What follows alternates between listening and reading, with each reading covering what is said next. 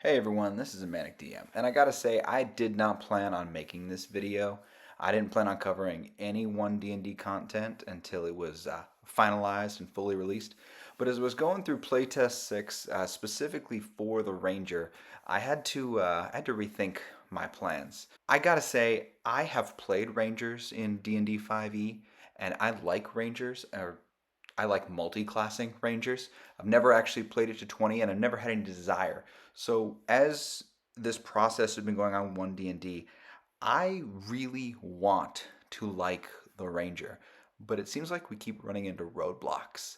And there's a couple issues that are coming up as this process is developed. Power creep, this is a very real problem. What this means is classes like the Wizard, the Bard, the Cleric are arguably already some of the most powerful classes are seeing significantly more powerful. While when you look at other classes, they're adding new features like weapon masteries to help boost the capabilities of a lot of the melee classes. But the Ranger in particular feels like it's getting left in the dust. We're seeing some tweaks from previous renditions, but nothing that really makes, or at least makes me, want to continue to play a Ranger class. Second thing we've been hearing from a few different content creators is this idea that the theme of the Ranger is ever changing and they don't really know what it's supposed to be doing. So I'm actually going to put that to the test today by lining out the Ranger themes from its inception to this latest playtest and see how much truth is in that. Now, what I'm going to do today is I'm going to very briefly run through the evolution of the Ranger. The original class as it was released in the Player's Handbook in 2014, some of the updates that they did in Tasha's Cauldron of Everything in 2020, and the current Playtest 6. We're going to run through the themes and mechanics behind some of the key features of the Ranger, compare them as they develop over time. Then we're going to come back and we're going to go into a deep dive of D&D 1 Playtest 6, looking specifically at those key Ranger features. We're not going to go into subclasses. Now I'm just going to give my opinion here and focus on things that I like, things that I don't like, and propose some potential improvements. My goal here is to really ramp up some of this response as we're going into the feedback phase of this Unearthed Arcana, and we'll kind of wrap on some of those details and how you can help influence the feedback and let the designers know what you like and what you don't like. Alright, diving into the original Ranger. So at level 1, the Ranger gets 2 abilities, Favorite Enemy and Natural Explorer. These abilities give the Ranger bonuses both to tracking specific targets, a language, and bonus your ability to explore given terrain. These are all highly situational. The theme of these abilities is kind of your natural tracker or hunter and your ability to explore the world. At level 2, you get your spell casting and a fighting style. This falls kind of in the skilled warrior or druidic warrior themes. No synergy with the previous classes. Now, I gotta say, it is an underrated spell list in my opinion, so it does have that going for it. At 3rd level, you get your specialization from your subclass and primeval awareness. We're setting aside subclasses for now. The primeval awareness ability is very limited, and what frustrates me here is it requires the use of spell slots. If you compare this to the other half-caster, the Paladin, they get basically the exact same ability that they can use without spell slots. Level 8 is Landstride, another kind of explorer theme, but again, limited use. At level 10, you get Hide in Plain Sight. This ability basically gives you a ghillie suit. You can plop yourself down in a space, you get a huge advantage to stealth as long as you don't move. So if you're, I guess, more of a trapper or ambusher theme here, it's a little funky and again, very situational. At 14, you get hide as a bonus action, which is kind of cool, giving you kind of that skilled warrior or ambusher theme. Mechanically though, underwhelming. It's challenging to use, and again, comparing it to the Paladin, they get cleansing touch at this level. This is essentially lesser restoration, which they can use 14 times. So that's free casting of a level 2 spell 14 times versus being able to hide yeah, this is kind of a loss for the ranger. At 18, you get feral senses. You can fight invisible creatures without disadvantage. This is pretty cool, and I think this is kind of your hunter theme again, in tune with your senses and master of your surroundings. Mechanically, it's one note. If you're not fighting invisible creatures, this ability does not matter. And finally, at level 20, you get Foe Slayer, possibly the most underwhelming capstone in the entire game. You get extra damage if, and only if, you are fighting your favored foe. The theme of this ability, this has definitely got hunter vibes. You're targeting your specific enemy, you do extra damage. Now, most people were pretty disappointed with the 2014 Ranger because you came for this guy and ended up with this guy. Well, Tasha's Cauldron of Everything came out to fix a lot of these problems, to getting rid of those situational abilities. Features like Favored Enemy were replaced with Favored Foe, allowing you to use an ability similar to Hunter's Mark. Natural Explorer became Deft Explorer, which was really 3 abilities wrapped into one. It gave you expertise in one ability permanently rather than in certain terrain. Later levels, it gave you boosts to speed and temporary hit points to make you a more hardy explorer, and leaned into the theme of this being an expert class with expertise. Level 2 didn't really change much. There were bonus spells and fighting styles added, which was nice.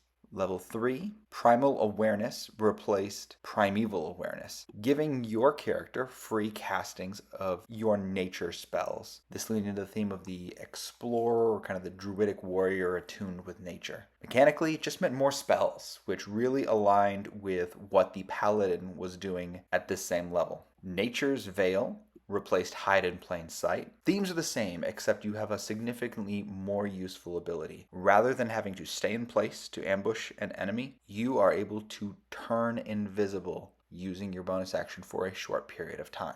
This leaned in more to the hunter theme, who is able to disappear into the shadows or into the environment to attack their enemy. Now let's pause for a moment and take a look at some of the themes that have come up in the Ranger thus far. So first of all, 2014 to Tasha's, we get rid of this idea of an ambusher in our Ranger. They double down on your Ranger being a hunter, a druidic warrior, but more spell casting. The idea of exploration and this warrior theme, I'd say they stay about even, but the major difference here is you lose those situational abilities and trade them in for something that is more permanent and more useful. It's time to get into the playtest. So first off, the new level 1 is Deft Explorer. Your unsurpassed explorer, you choose proficiency in a skill that appears on the Ranger list, you get expertise. In addition, you choose 2 types of terrain, and you have advantage on intelligence, nature, and survival checks to track creatures in that terrain. Whenever you take a long rest, in addition, you are able to change that terrain. This might sound familiar because it's a combination of the previous 2 abilities, which is nice because you get the expertise and the ability to track creatures. But what's really great about this is you get the option to switch it out. So no matter where you are, your Ranger always has purpose, always has a use. Next, spell casting. We've already mentioned the Ranger's spells, which are underrated, but now instead of having to wait till level 2, you get them right away at level 1, in addition to Weapon Mastery, which is the new martial ability, giving you the opportunity to add special effects to your weapons that can slow your enemy's movement, give yourself advantage, or give your enemy disadvantage, among many other very useful abilities. Now this is where things get a little bit spicy. At 2nd level, you get Favored Enemy. You are adept at focusing on a single foe. You always have Hunter's Mark prepared. You cast it a number of times equal to your Wisdom modifier, minimum once, without expending a spell slot, and you regain all expended uses when you finish a long rest. This comes with some revisions to Hunter's Mark itself, which changes the entire way the ability works. So it's still a 1st level spell, still a bonus action. You can concentrate up for an hour on it. You choose 1 creature you can see to magically mark your quarry. Until the spell ends, you deal an extra 1d6 force damage. the first time you hit the target with an attack roll on any turn.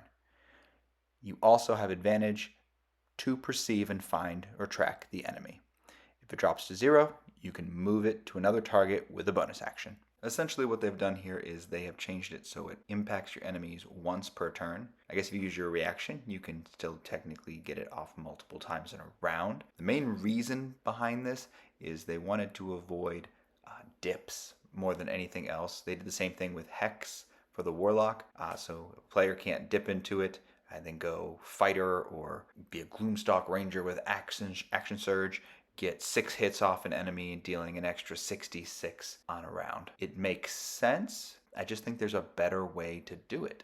We also get fighting styles, but there's no real change here.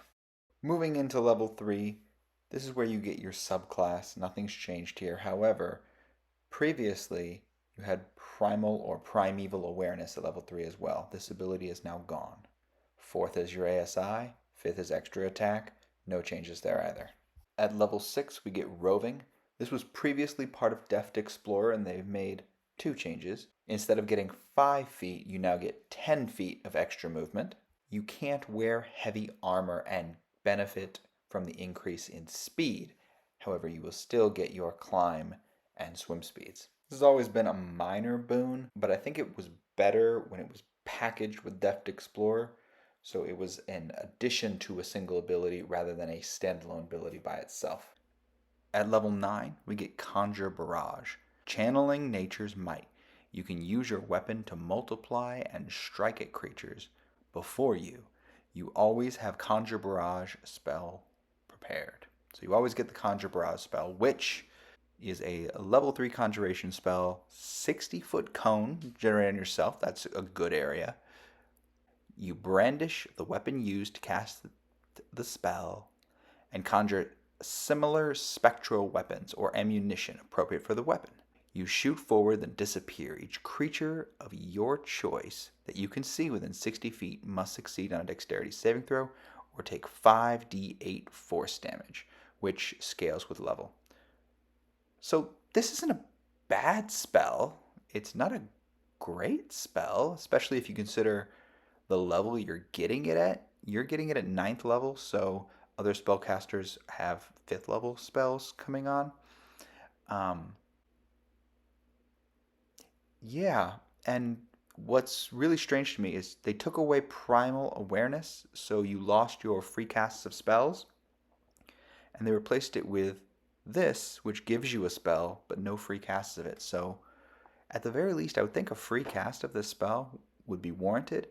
If not, some additional changes. We also round out level 9 with Deft Explorer Improvement, which is just another expertise in your ranger skills, and 2 more terrains. At level 10 we get Tireless, which is the same as the Tireless ability from Tasha's Cauldron and everything, another recycled ability from Deft Explorer. And at level 14 we get Nature's Veil, another Tasha's ability, which was previously at level 10. Both of these abilities are completely unchanged from the original. So you get temporary hit points. When you go to short rest, you can get rid of a level of exhaustion. And with Nature's Veil, bonus action to turn invisible. You can do it as many times as your wisdom modifier. I think what's frustrating me here is with every other class in the playtest, you're getting something new. The Ranger, they're recycling stuff. And yeah, Tasha's is recent, but it's still 4 years old at this point. At level 17, you get Conjure Volley, similar to Conjure Barrage. It's a 5th level spell added to your spells prepared list. It's a much bigger area. It covers a 40-foot radius and a 20-foot high cylinder, dealing 8d8 damage. At level 18, Feral Senses. Your connection to the forces of nature grants you blind sight with a 30-foot range. This is essentially the exact same as the original Feral Senses, it's just worded better. At 20th level, Foe Slayer, you become an unparalleled hunter of your foes. When your attack roll misses the target of your hunter's mark, you can add your wisdom modifier to the attack roll, potentially turning it into a hit. In addition, when you hit a target with an attack roll and deal damage, you can add your wisdom modifier to the damage. So this is basically the exact same as the original Foe Slayer with 2 changes. 1, You get to add your wisdom to hit as long as your target is marked with Hunter's Mark, and there's no restriction to favored foe. Overall, very underwhelming. It's not what you'd expect from a capstone ability. It's just disappointing. So to compare the different themes from the original, the Tasha update, to the current incarnation of the Ranger, there are various themes that do repeat. The Ranger started with some one-off abilities of the Hunter, a druidic warrior who casts spells, or an ambusher, and has slowly been refined. We're seeing more repeating themes. We're seeing abilities that build off each other. To an extent, I think this is still an area of improvement. The next step is going to be building out those abilities and spells into something new, something unique, something that excites players to want to play a Ranger, not just for 3 or 5 levels, but for 20. So let's talk about some likes and some dislikes about this new playtest. First of all, I like that many of the Tasha abilities were transferred into the playtest. I think a lot of them are well thought out. There's definitely some room for improvement, but I thought that was a good first step. I do like the increased flexibility, particularly with Deft Explorer. Now you get expertise, you get to pick it in a skill. You get to still pick terrain, which I thought was a nice feature, just not very usable. And now you can change out terrain that you're familiar with, so you still get the advantage and still get to be that tracker and hunter no matter where you are. Thematically, you could think of it as your ranger comes to a new place, studies the land, and is now familiar with it in a way that other characters just can't be. I do like that when you look at the progression of themes, it's not that there's no direction. There's a very clear direction for the ranger. It's just that a lot of the mechanics aren't necessarily aligning with the themes and what players are looking for from the character. Dislikes, I don't think we're really going to surprise anyone here. Hunter's Mark, I think this is the Ranger's bread and butter in a lot of ways. Many of the abilities that the Ranger has builds on this spell. I hate that it has concentration. I don't like the limited effect that it now has. I think there's better ways to scale it, and we'll talk about those next. The conjure spells, I think they have a huge area of pure damage. Rangers will typically have a lower wisdom save than a full spellcaster, so they're going to have a lower DC, lower chance of success. These spells will be great against huge mobs, but other than that, I don't think they're going to be as useful. And I'm frustrated you don't get any free casts of any spells anymore. I don't like that there is less expertise compared to other expertise classes, and I think it's safe to say that the Ranger is still noticeably weaker compared to the other classes in the playtest. I have a few ideas on how we could potentially fix some of the problems we're running into with the playtest. One, with Hunter's Mark, make it a class feature, not a spell. You can have damage scale with Ranger level, similar to sneak attack, and lose the concentration. This solves the problem of multiple attack strikes with multi-level dips, but it still allows the Ranger to use their feature without having to rely on spell slots. Ultimately, this gives you resources back that you can now use for exploration, for other combat features, whatever you want. Many of these newer features, Deft Explorer, Roving, Tireless, they're all under that same umbrella of Tasha abilities, but they've now been broken out from, I think, 2 abilities into 4. Put them back together and give us something new. Ability and give it a free use, plus additional uses by consuming a spell slot of the equivalent level. And, or maybe we do both of these. We give it an added effect. Maybe we stun creatures. Maybe we reduce movement. Personally, I like the idea of integrating weapon masteries into these massive physical spells where you're summoning weapons. What if you used Vex or reduced everybody's movement by 10? Giving disadvantage to a whole group of people or forcing them to make an additional saving throw or be knocked prone. This could be a great battlefield control ability. I think one of my biggest challenges with these conjure spells is you're given a new spell, but you have to spend your resources to use it. These guys aren't spellcasters. I find it odd that Ideally, the most resourceful character in D&D has the least amount of resources.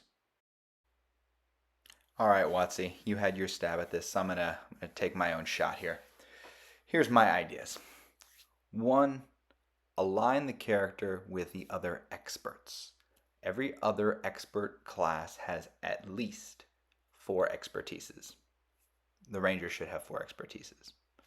2, enhance either the explorative nature of the ranger with free castings of exploration spells, or lean into the specialization of the rangers with free casting of subclass spells. Either way could be a lot of fun and add a lot of flavor to the ranger that we previously just didn't have. And last but certainly not least, give me a capstone that makes me want to play a ranger until level 20. I'd like to see a permanent boon to the party, exploration, and a temporary boon to combat, proficiencies. Here's my stab at it. Turn the tide. While traveling with your party, you assist your allies in perceiving threats and navigating hazards. All perception and survival checks made by allies add your wisdom modifier. Essentially, your ranger is going to help keep everybody alive, and they're just so good at navigating natural terrain that your other characters are getting a boost. And secondly, when you attack an enemy, you add your wisdom modifier to attack and damage. It's not dependent on your hunter's mark. It's not dependent on a favored foe. But I'm going to take it one step further to turn the ranger into a true hunter. If you reduce the enemy to 0 HP, you immediately can use your reaction, move half your speed, and make an additional attack.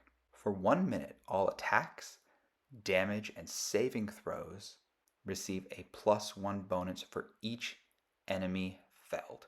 This essentially turns you into a hunter-killer machine. Yes, when you're traveling with your allies, they get a nice boost to their wisdom checks. But when you get into combat and you take somebody down, you get stronger, you get faster, you get extra attacks, and you get harder to hit. You get harder to kill. That's just me spitballing tonight. I think that's interesting. I hope you guys find that interesting. But what I want you to do more than anything else is when the Unearthed Arcana survey comes out, get online and tell Watsy what you think. I'm going to warn you now. When you start giving feedback, if you give a satisfactory, they're going to mark this as a win. I don't think this is a win. I'm not satisfied, and I hope you guys aren't. I hope you see that there is much more potential with the Ranger. So let them know that you're not satisfied. If you have crazy ideas like the one I just read off to you, tell them. Help them think of new traits, new features, new abilities that are going to bring a new dynamic to the game and going to make this game that we all love a lot more fun. Thanks everybody for listening. I'm a Manic DM. If you enjoyed this video, please like and subscribe, and hopefully we'll have some more content for you soon. If you have other ideas about the Ranger and you want to share, definitely go to the survey. Also, leave them in the comments below.